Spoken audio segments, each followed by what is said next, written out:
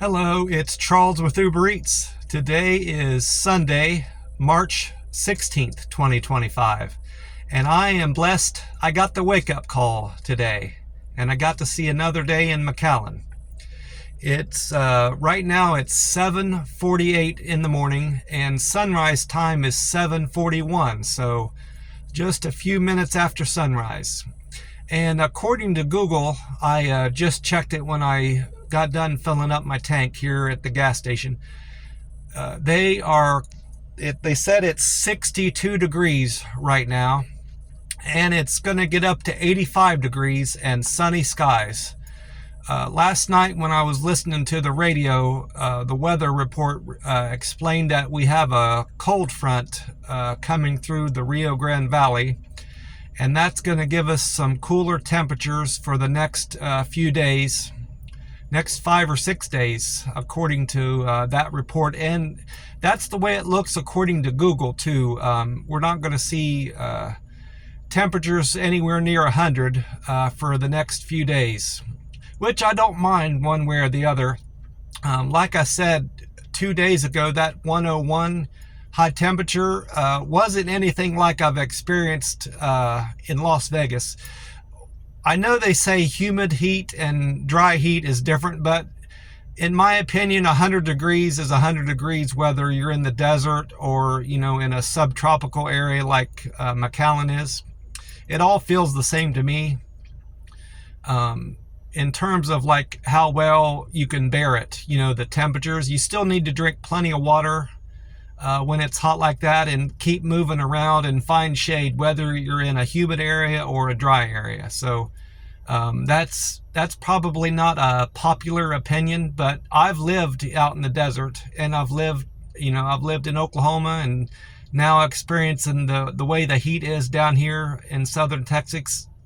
I think that's a valid opinion anyway. Had some excellent deliveries yesterday. I wrote some of them down. I'll be looking down from time to time. I did. My best one was $15 to the Whataburger. That was a double. Actually, it was a Whataburger and Denny's double. I went to the Denny's first. For some reason, the Uber app, normally it shows you the first spot you stopped at, but I know I stopped at the Denny's first, but it was showing it as a Whataburger delivery. But anyway, I went into the Denny's. That was my first stop, and I noticed that they have started a special there at the Denny's. I don't know if this is nationwide, but they are offering seniors buy one, get one off your meals. Save up to $10 on select entree items and breakfast items. I went in and asked them at the counter what qualifies as a senior, and they said 50 or above. And we chatted back and forth. I asked her about if that was a new thing that Denny's is doing, and she said she wasn't sure. She had just started. I like to start conversations like that with people, just to see how friendly they are in certain areas. You can't really gauge how friendly a person is unless you have a brief conversation about something that they're familiar with. And I gathered from them, and I've gathered from other people down here in the McAllen area, that on average people are much friendlier down here in southern Texas than they are in other parts of the country, at least that I've experienced. Out in Las Vegas, I did run into some nice people. That Denny's I ate at, a couple of the waitresses were really nice to me, and a few of the people that I lived with were friendly. But on a whole, I found people out in Las Vegas to be kind of short and rude to people in general. At least that's been my experience. And Oklahoma City, there's a lot of nice people in Oklahoma City, but they seem impatient. You can walk into a restaurant that's not busy at all to pick up an order, and they don't have anybody to wait on but 2 or 3 people, and they act like they're too busy to speak to you or just have a brief conversation. So I've worked in restaurant businesses, and you don't have to I've had a lot on my plate, working in a pizza place, and I always take time to talk to the customer if they want to engage in a brief conversation. And it goes, a little bit of politeness and kindness go a long way. Anyway. And my second best delivery was a Stripes and El Patio Cafe double. Stripes is a gas station down here. I remember that one being 2 Red Bulls, a Sprite, a 2-liter of Sprite, and a can of Coke. I'm not sure about the Coke. It was either diet or regular Coke. They were out of the sugar-free Red Bulls, and she explained to me that she had to substitute regular Red Bull. I wasn't sure if that was going to be okay with the customer, if they wanted to just cancel the sugar-free off their order and get their money back or not. So I texted them about that, and she said the regular Red Bull was fine, which I was surprised by, because generally when someone asks for diet or sugar-free something, they have to stick with that to keep on their diet. But she was fine with the regular Red Bull, to my surprise. She was the first drop-off between those 2 deliveries, the El Patio Cafe and the Stripes. And I texted her as soon as I left there that they had substituted the regular Red Bull for the sugar-free. And I was on a double, and then I needed to pick up another double. Then I would be on another order. Then I'd be on my way to her place, and she said, "Oh, that's fine." And then I picked up the El Patio Cafe. I had to wait a good bit at that place, which is pretty typical for that location. I've always had to wait to pick up the order. I kind of get the impression that they wait for the delivery guy to show up before they start making the food. That was the case here, I'm most certain of, because I had to wait almost 15 minutes for the food to come out. And I was concerned that the customer I had with the Red Bull and the Coke and the Sprite 2-liter was going to be upset with me that it was taking so long. But I texted her again once I left El Patio Cafe that I was on my way and I'd be there in a few minutes, and she sent me a smiley face emoji. I think that's what you call them, back to my phone. And then I texted her again that I was on her street. She seemed to really appreciate all the good communication that I was sending to her, because she, in addition to the $15, she gave me a cash tip of $4. That $15 wasn't entirely from her. It was split up between the Stripes and the El Patio, but the customer for the Stripes tipped me an extra $4 tip. So I was appreciative of that. And then once I dropped that off, that was a handoff. It wasn't a leave at the door order. And then I went on and delivered the El Patio Cafe order. I'm going to never forget that, because that was my first repeat customer. He's a guy that works at one of the banks down here. And I remember him from before, because he comes out of a certain office door, is his office. And I said, "Hey, I remember you. I delivered to you 2 weeks ago." And he liked that I remembered him, and he seemed to remember me. And I hope to get him again, because he's a good tipper. He tips through the app. He doesn't give cash tips, but he always gives a solid tip every time, both times I deliver to him. So I hope I get him again. And the third best delivery was a $13 delivery from Jack in the Box. That was just a single order. And I had a bit of a goof up on that delivery. It was to an apartment complex. There's these 2 apartment complexes side by side off of this street. And I was coming in from the other side of the street and some of these roads down here are blocked off with a concrete median. You can't go across them. You have to drive down and then back again.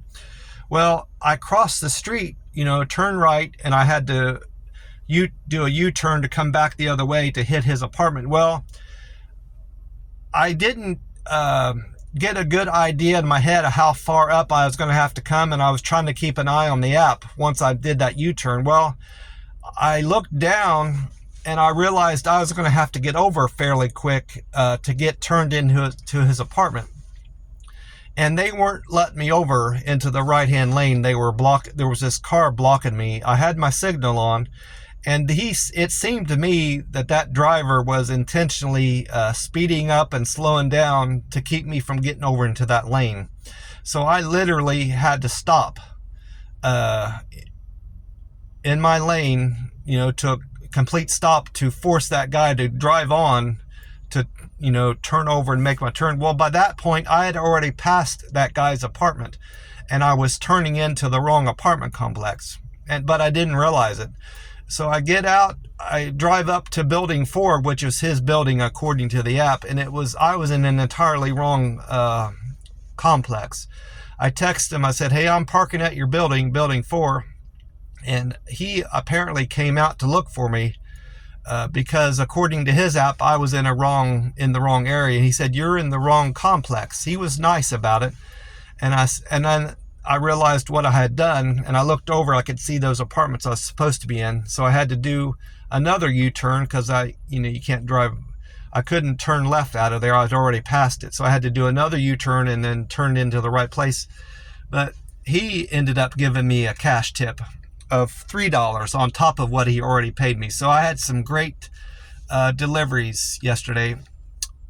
I'm going to keep, I would do it anyway, aside from the extra tips I'm getting, but I think all this extra communication and people being informed about their delivery and how long it's going to take and where I'm at is really helping out with my money too. So I'm going to keep doing that. And the pictures, I've noticed that better communication with pictures and stuff, even when they don't ask for the picture, the app doesn't encourage me to do a picture or, force me to do a picture. If the customer is asking for a drop off when I'm instructed to leave it, hand it to the customer, I'm going to include pictures with those orders too, just for my own peace of mind to ensure that person's not going to try to act like I didn't deliver their order. I think customers like that, receiving a picture to their door, even when I'm not doing it through the app. So I'm going to continue doing that as well and see how that goes. Didn't have much else going on after the deliveries. Yesterday was a fast day. Didn't eat all day yesterday, and I had ate around 3 o'clock or 4 o'clock the day before at the Chinese restaurant. So that makes it, I'm about 43 hours fasted right now. And my plan is to break my fast around 3 or 4 o'clock today. I'll be 48 or 49 hours fasted at that point. And I'm really going to enjoy my meal at the Chinese restaurant. I'm hoping they still have oranges out on the dessert bar, because I'll eat the grapefruit if it's there, but they either have grapefruit or oranges, and I prefer the oranges between the two of those. Once I got back to my place, it was pretty quiet there. That guy that's usually there with his kid that he watches on the weekend wasn't there, and he wasn't there all night. So I don't know, maybe he went out fishing with his kid or something. He has his kid every weekend. I'm assuming he has visitation with his kids every weekend because his kid's not there throughout the week. So I'm thinking it's a visitation type deal. But I got back and I decided to call my aunt back in Ohio, and we talked for 82 minutes on the phone, and she seemed to enjoy getting my phone call. She explained to me that she had received my St. Patrick's Day card, and she really liked getting that, and that St. Patrick is one of her favorite holidays. And she told me a bit about St. Patrick and asked me if I knew about him. I said not much, and she said something about him running snakes off of his town. There was a bunch of snakes in his town, and he ran snakes out of the village where he lives, or something like that. I told her I'd read up more about it. That story sounds familiar. I seem to remember hearing about St. Patrick doing something like that with snakes. When I was in grade school, I heard a story about that. So I need to look into that some more and refresh my memory about St. Patrick. We talked a good bit about her family and how she enjoys the weather warming up. And she told me about our grandkids and told me about some bus trips she took, because I told her about the poor quality of the Greyhound bus stations and how I didn't enjoy the bus trip so much, but I was happy to get my stuff back. And she told me about some of her travels. I learned that she had been to Colombia, the country Colombia, and she told me about how she had seen some young men outside one of the hotels with rifles. They seemed too young to her to be carrying rifles. They were just little boys, but they were guarding the front entrance of the hotel.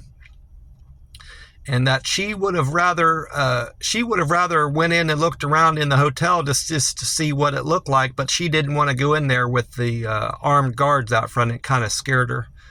She told me about other trips she'd taken to South Dakota, the Badlands, told me about visiting Mount Rushmore, and that she hadn't been out any further out west than Las Vegas and just to look around. She's been to Los Angeles, but she doesn't count that because it was just to see the airport coming in from Hawaii. So she's never actually been to California, for the way she looks at it anyway.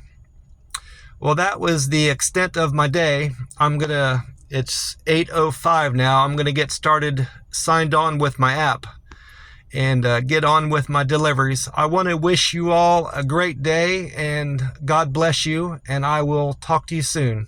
Take care for now.